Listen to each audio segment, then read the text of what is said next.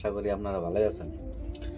যে কোনো একটা কাম দেখবেন, বিয়ে হোক, মুসলমানি হোক, যেটাই হোক, আপনি যান কিবা একটা বস্তু প্রোগ্রাম যান করবেন, করোনা টাইমে একটা বিপদ আইব, বুঝছেন?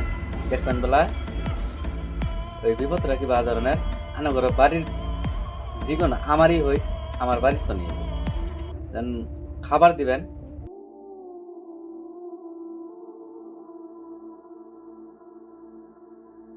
উন্তন একটা আইব না, এরি ঠাইরি আইব, ওপরে খিলান দিলান করবেন, উন্তন একটা আইব।